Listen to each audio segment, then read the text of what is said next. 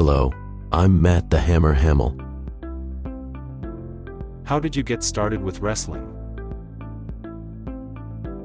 Wrestling changed my life at the age of 4. Before that, my behavior was really bad.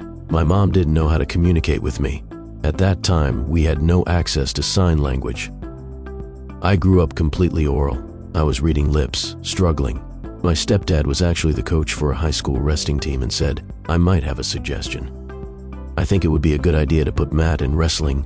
And my mom said, you think that's a good idea? And Dad said, why not? Won't hurt to try. So they put me in wrestling practice, and the other boy beat me again and again and again. But I didn't give up. I got back up every time until finally I had a vision. I could see everything like it was 3D. My heart jumped. It was like I could predict the future. If he moved his leg, I could see what move he was planning. I had a lot of advantages being deaf, a lot of gifts. But the downfall is that I could never hear the coach in the corner screaming my name. I can't even hear the crowds. But the focus is important. I need that. So I focused on wrestling for a lot of my childhood, and it changed my behavior. It finally became good. By the time I was in high school, I had learned to balance out deaf culture and hearing culture. It all came together. I was communicating smoothly by lip reading, and I started learning sign language in high school, really, in 8th grade. At RIT, you went on to become a national wrestling champion. What was that like? Why did I come to RIT? Before I came here, I went to Purdue University. So I went, and unfortunately, Purdue wasn't the right card for me. There were a lot of reasons. Interpreters weren't always there. I was falling behind on wrestling. So I transferred to RIT and, wow, there were deaf people like me, so I could communicate. They had wrestling perfect, and they had my major electrical engineering. They had all three, that's all I needed. I met Jay, my roommate, best friend, and training partner. He was telling me that RIT's wrestling program hadn't been doing well. But once I stepped in, everything changed. I broke the curse. The wrestlers here hadn't won a lot of tournaments, but I proved everyone wrong. That was the day when many deaf fans, 300 or 400, were in the audience when I beat the national champion. The vibrations from taking him down echoed into the crowd, and they gave me the nickname, the Hammer. It's a moment that will never be forgotten. How did you go from wrestling at RIT to UFC fighting? That was after I graduated from college. I was planning to try for the Olympics in 2004. Unfortunately, I had to shift. I was working as a bouncer at a bar until then, checking people's IDs. 3 Syracuse defense linemen were pushing through the crowd one day, not respecting people, and I told them, stop, take it easy. I gave them many chances, but it didn't work. In the back of my mind, I grinned, it's wrestling time. Took down the first guy. I got the second guy by the legs and said, don't you know who I am? I'm a world-class wrestler. The third guy chickened out. Good answer, get out. The rest of the bar cheered for me and I thanked them, but I brushed it off, sat down to watch ESPN. I noticed on the other side of the bar someone coming toward me. It was my boss, and he didn't look happy. He took out his cigar and he said, Matt, read my lips. Why don't you join the UFC? That never crossed my mind. I thought I was getting fired. It was so unexpected. I thought, sure, I'll look into it. The next day I went to the library and I filled out an application, and I sent it to the UFC. And a week later, I thought I didn't get it, but they sent me a letter.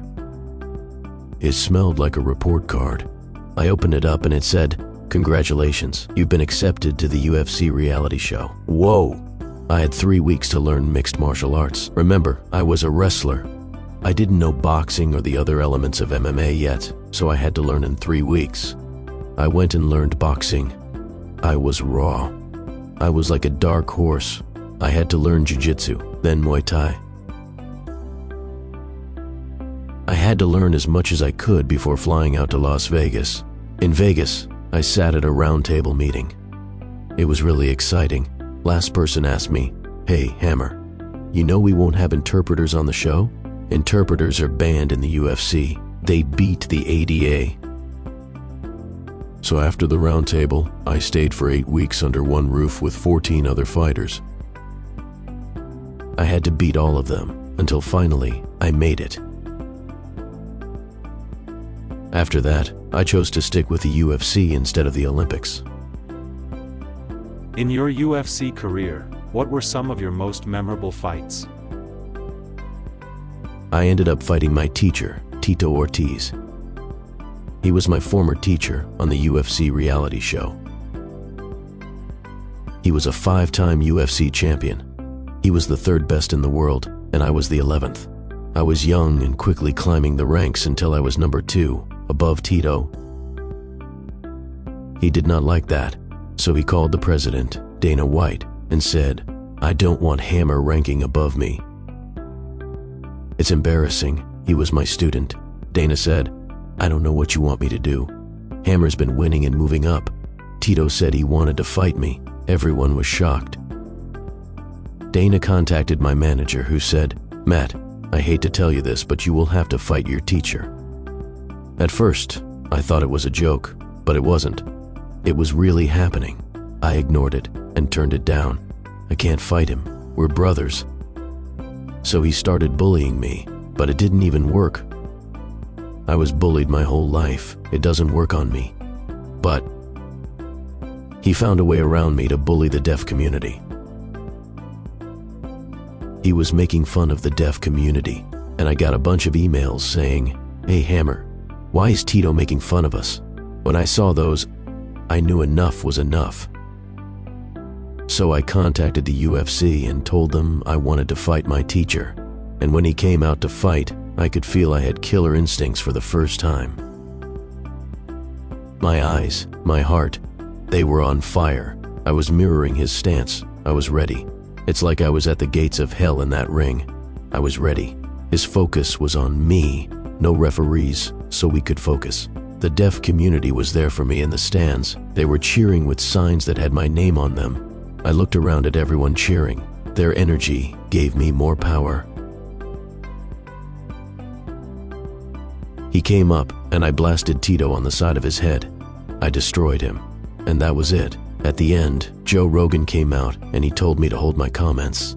Before I used my voice, he wanted to tell Tito, "Make sure you apologize to the deaf community." "Did you do that?" Tito said. Tito said, "No, never." So Joe replied, "To be or not to be." He thanked us, thanked everyone for their support, and he left. 5 years later, I texted Tito happy birthday, and he didn't respond. We're still enemies. But he's the one who called my name. He's the one who wanted to fight me. That was his idea. It was just my job. It went that way. And now he's embarrassed because the student beat the teacher. The Hammer, a film based on your life, came out in 2010. How did your life story get optioned for a movie? It really started with a UFC reality show. It was on every Wednesday night. Like how on MTV, they used to have music videos every Wednesday. So I would fight every week, and you could see I was so awkward. I struggled to communicate. What time is practice? I tried to fill in the blanks myself. Remember, there were no interpreters. They banned interpreters, so I had to figure it out. A movie producer was watching the show just because he loved the UFC. He told his friend Joe to check out the new deaf fighter on the UFC reality show. Go check him out. They watched me win, and they were pretty impressed by me, especially being deaf. So the two of them discussed and started the whole idea. They contacted me through MySpace at the time. They said, "Hey Hammer, we want to make a movie about your life." So they flew me out. They met me, we chatted. Then they interviewed me, etc. It took 6 or 7 years to finish the project because there was some controversy. The deaf community didn't want a hearing actor to play me, and I wanted to respect their wishes. So we cast deaf actors. Russell Harvard got involved and played me. Mike Spady played Jay. I have no words to describe the experience. I'm at a loss for words even now. I'm just incredibly grateful. When the movie was finished and they gave me the DVD, I looked at the cover. Wow! On the back, it shows me as a kid growing up. I thought back on all the struggles, all the bullying, all the fighting back I had to do. After all these accomplishments in your career, what are you most proud of? In my home state, where my family's from and where I was born and raised, Ohio. I've never lost in my home state, never, 0 times, ever. The deaf community from RIT and Gallaudet came to support me in Columbus, Ohio.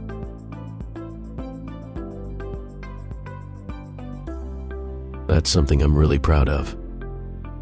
I knocked out my opponent in 14 seconds. His name was Mark Munoz. You could Google it or check it out on YouTube. In that moment, I was like, wow. The audience was screaming so loud that the vibrations gave me this energy. It was building up. It was like Hammer 2.0, all the confidence. It was Hammer time. Have you noticed any lasting impact from your celebrity career? The longer I've been involved in the UFC, the more sponsors, the more companies recognize me, and how I'm inspirational and a remarkable fighter. I was offered a Bud Light beer deal to have my name as part of their branding.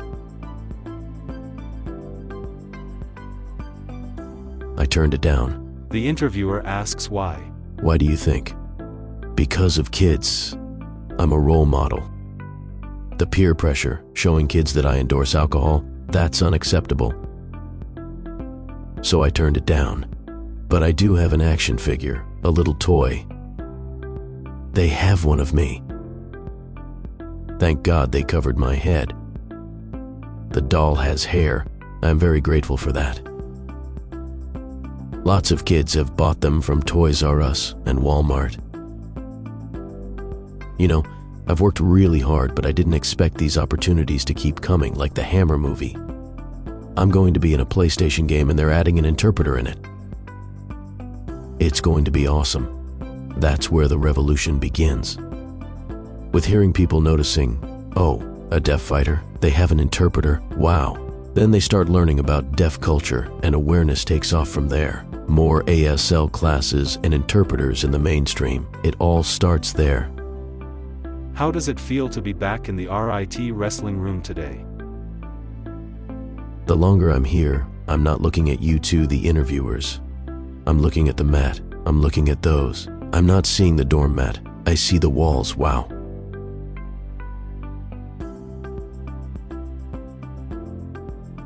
This man was actually my coach for many years. He liked to tell us what to do and not show us. And body tone? He would use weird language that us wrestlers didn't understand like that. At that time when I enrolled, after I transferred from Purdue, the first person I met was actually this guy. I was eating a donut at breakfast, and he came up and said, "You're Matt Hamill?" I said, "Yep." "From Purdue University?" "Yep." "You know, donuts are bad for you." I kind of looked back and forth and was like, "Okay, thanks." I kept eating and thought, but I'm still winning. No one can beat me. I don't care what I eat. All the hard work we did here. After all that, a lot is still the same. It's like I'm at home here. And it's not only sports. RIT has awesome programs for people who are driven with their major. I came here for one reason, to have purpose. Going to school at RIT opened something up for me that I'm so proud of. So many great accomplishments. I wish I could have become a 4-time national champion, but maybe 3 is enough. I'm satisfied. You don't feel lost here. We're all connected. It builds your confidence, which is what a lot of us deaf are looking for. So when you come here, you won't be lost in the shadows. You won't be lost in the woods. You have a lot of support here. They'll push you and give you what you need, and you'll be successful. What advice would you give to young deaf people who want to follow in your footsteps? It's very simple. Don't give up. Follow your dreams. My quote, "My instinct is to win and destroy my enemy and move on without hesitation at all. That's what I do, period."